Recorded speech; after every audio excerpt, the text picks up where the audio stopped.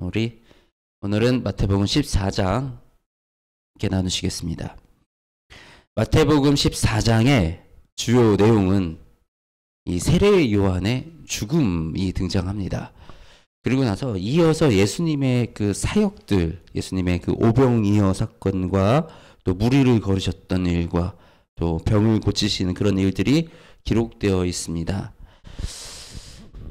근데 이 두 사건이 분리되어 있는 사건이 아닌 것을 우리가 좀 볼 수가 있어요.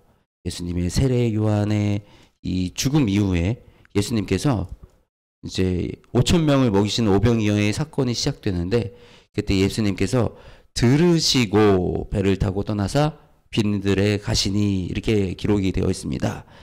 예수님이 세례 요한의 죽음을 들었는데 그 자신의 길을 예비하시고 또 하나님이 준비하신 그 사람의 안타까운 소식을 들었는데 예수님이 묵묵히 사역을 이어가셨던 모습을 우리가 바라볼 수 있습니다.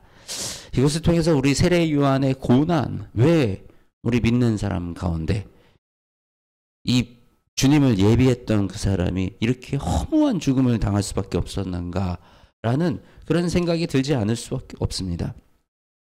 그것도 정말 어떤 복음의 현장에서 멋있게 순교한 것도 아니고, 그 어린 아이에 이런 춤추고 파티에서 춤추고 그 아이가 그 세례 요한의 목을 요구해서 그 목을 베어 또 이 소반에 얹어서 자기 어머니에게 가져다주는 이런 비참하고 비극적인 이 사건을 사실 우리가 이해할 수 없습니다.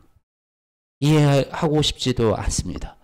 그런데 그럼에도 불구하고 이 죽음이 헛된 죽음이 아니고, 그럼에도 불구하고 이 세례 요한이 자신의 할 일을 이루고 또 주님께로 가셨기 때문에, 하늘 아버지께로 가셨기 때문에 예수님은 이 일을 슬퍼하시거나 이 일에 하던 일을 멈추고 슬퍼하시는 것이 아니라 도리어 더 힘차게 사역의 현장으로 나가시는 그 모습을 우리가 볼 수 있습니다.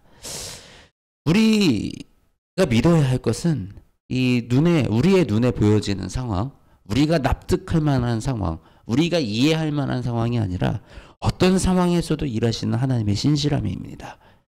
우리가 다 이해할 수 없어도, 우리가 다 알 수 없어도 반드시 하나님은 그 일들을 통해서 하나님의 나라를 이루어 가시고 계신다는 그 사실을 우리가 꼭 기억했으면 좋겠습니다. 지금 내 앞에 주어진 이해할 수 없는 이 시간들, 이 고난의 시간들, 이 시간 또한 주님께서 사용하시고 주님께서 이루어 가시고 계십니다. 그리고 그 안에서 우리가 더 큰 주님의 그 계획과 사랑을 누리는 그 시간이 반드시 올 것입니다.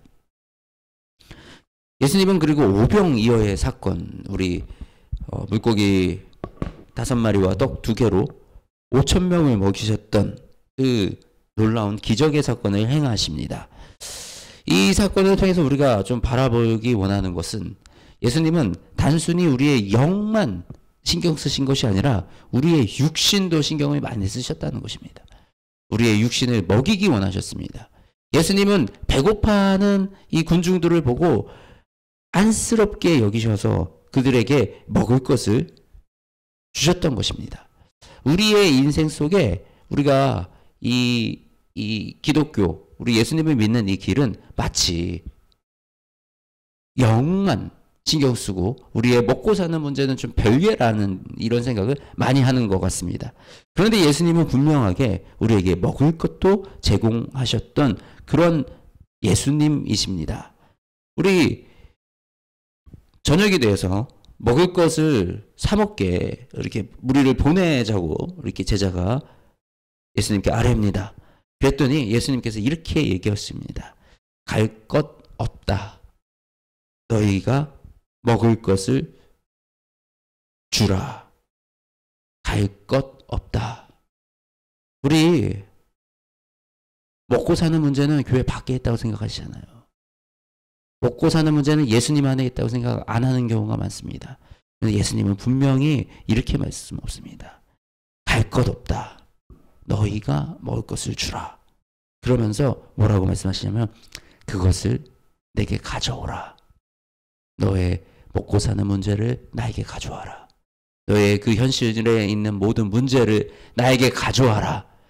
우리가 지금 고민되는 거, 문제되는 거, 이것은 내가 먹고 사는 문제라 내가 해결을 해야 된다고 생각하는 그 모든 문제들 주님 앞에 가져 나오시는 은혜가 있기 원합니다. 우리가 그것을 주님 앞에 가져 나왔을 때 그때 주님의 역사를 우리가 경험하게 되는 거예요. 오병이어의 역사가 우리 안에, 우리의 인생 속에, 우리의 삶 속에 일어나는 줄 믿습니다. 우리의 삶 속에 주님 문제를 주님께 가져갈 때 내가 상상하지도 못했던 그 방식으로 예수님께서 그것들을 이루어 가시고 우리와 함께 해나가시는 일을 경험할 수 있습니다. 그 오병이어의 사건이 있은 후에 사람들이 막 모여듭니다. 사람들이 막 모여드는데 이 예수님은 어떻게 하셨냐면 그 사람들을 피해서 혼자 조용한 곳으로 가십니다.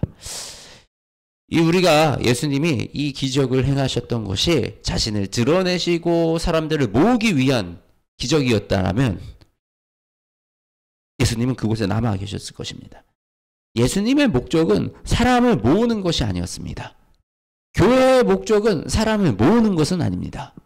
교회의 목적은 한 영혼들에게 사랑을 주고 그 한 영혼을 진심으로 대하는 것이 교회의 목적입니다. 우리가 예수님의 그 사랑과 복음을 전하는 것이 교회의 목적입니다. 우리가 그 길을 걸어가다 보면 사람들이 모일 때도 있을 겁니다. 근데 모이는 것이 목표가 아니라 우리는 정말 이 안에 한 명이라도 주님의 신실한 제자들이 세워지기 원합니다. 우리가 사람이 많지 않아도 우리가 인원이 적어도 이 안에 신실한 주님의 제자 한 명이 세워진다면 교회는 이미 그 역할을 충분히 감당하고 있는 것입니다.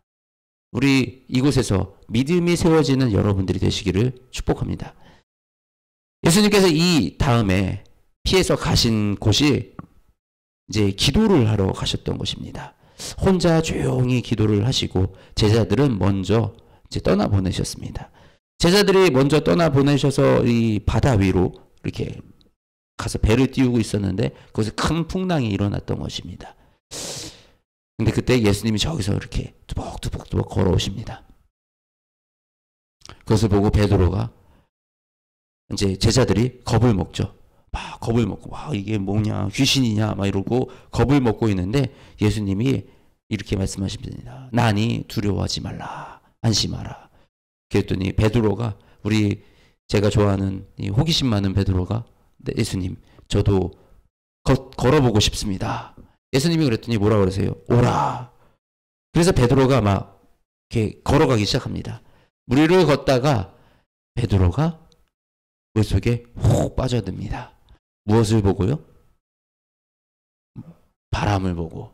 예, 바람을 보고 베드로가 물속에 빠져들어가기 시작합니다.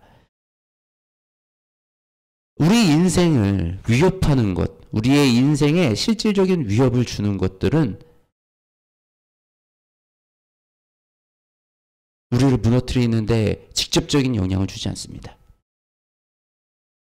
예수님과 함께하는 길은 우리의 어떤 문제가 있더라도 그 길을 능히 이겨내며 걸어나갈 수 있는 능력이 있습니다. 그런데 우리를 실제적으로 침몰시키고 우리를 무너뜨리는 것은 우리 안에 있는 이 두려움. 이 두려움은 무엇을 보고 생기냐면 실체도 없는 것을 보고 이 두려움이 생깁니다. 실상이 아닌 것, 나에게 실제로 위협이 되지 않는 것. 이러면 어떡하지? 이렇게 되면 어떡하지? 이러면 내가 고난에 처할 텐데. 이러면서 나오는 내 생각이 만들어내는 그 두려움이 나를 깊은 바닷속으로 끌어들여 우리를 이 침몰하게 만드는 그 일을 해나갑니다. 그때 예수님께서 이렇게 베드로에게 손을 내밀어 이렇게 말씀하십니다. 주여 나를 구원하소서라고 예수님께 베드로가 외칠 때 예수님께서 즉시 손을 내밀어 그를 붙잡으시되 이르시되 믿음이 작은 자여 왜 의심하느냐. 그렇습니다. 우리를 문제에 빠져들게 만들고 우리를 넘어뜨리는 것은 믿음의 문제입니다. 우리가 주님을 믿는다면 지금 내 앞에 있는 문제들, 내 앞에 현실적으로 나를 가로막고 있는 장벽들, 그것들은 더 이상 문제가 되지 않습니다. 우리가 주님을 의지해서 지금 우리의 현실을 한 걸음 한 걸음 주님과 함께 동행해 나갈 때 우리는 물 위를 걷는 것처럼 능력의 삶을 살아나가게 되는 것입니다. 오늘 이처럼 예수님이 그 세례 요한의 죽음 이후에 그 소식을 듣고도 우리가 이 사역들을 이루어 나가셨다는 그 사실, 오늘 우리는 이 사실을 통해서 우리가 어떻게 사역을 감당하고 어떻게 믿음의 생활을 해 나가야 되는지 분명하게 말씀하고 계십니다. 우리가 믿음의 생활을 하다가 내가 이해 안 되는 상황이 나올 때가 있습니다. 하나님, 도대체 이 계획이 왜, 하나님의 계획이 뭔가요? 라고 하나님에게 원망이 드는 그런 일들이 발생할 수 있습니다. 우리 그럴 때 흔들리는 것이 아니라 예수님이 하셨던 것처럼 그냥 그저 우리의 갈 길과 우리의 해야 할 일들을 묵묵히 해 나가시는 그 길을 걸어 나가기 원합니다. 반드시 하나님은 우리의 그 아픔을 이겨내고 그 아픔을 승리로 덮어주시며 하나님의 놀라운 일들로 회복시켜 주실 줄 믿습니다. 예수님의 이 모든 사역은 하나하나 의미 없는 사역이 없습니다. 모든 것이 우리에게 새로운 것들을 알게 하시고 새로운 것들을 이 예수님에 따르는 삶을 살아갈 수 있도록 가르쳐주고 계십니다. 우리가 그런 가르침들을 잘 기억하고 예수님이 걸으셨던 그 길, 또 예수님이 이 제자들에게 알기 원하셨던 것은 무엇일까? 이 백성들에게 알리기 원하셨던 건 무엇일까? 오병이어의 사건을 통해서 이 무리를 걸으셨던 그 사건을 통해서 또 이 많은 병자들을 고치셨던 그 사건들을 통해서 과연 우리가 지금 이 시대에 우리가 알기 원하는 것은 무엇일까? 그리고 이 제자들이 알기 원하셨던 그것은 무엇일까를 우리가 좀 깊게 묵상하며 우리가 말씀을 계속 읽어 나아갔으면 좋겠습니다. 기도하시겠습니다. 하나님, 주님을 따르는 이 길 속에 우리가 이해하기 힘든 여러 가지 아픔과 고통을 겪는 그런 시간들이 있습니다. 나의 생각으로, 나의 상식으로 이해 안 가고 원망스러워도 주님, 우리의 입술을 닫고 주님을 바라보기 원합니다. 주님께 그저 한 걸음 한 걸음 걸어 나가기 원합니다.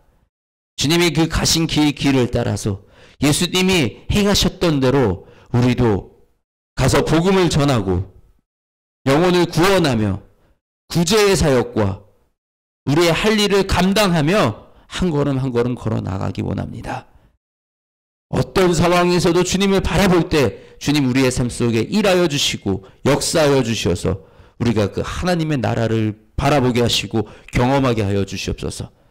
우리의 인생 가운데 일하시는 하나님을 만나게 하시고 그 하나님을 통하여 내 삶이 더욱더 힘차게 살아나갈 수 있도록 인도하여 주시옵소서. 사랑이 많으신 우리 주 예수 그리스도의 이름으로 기도드립니다. 아멘.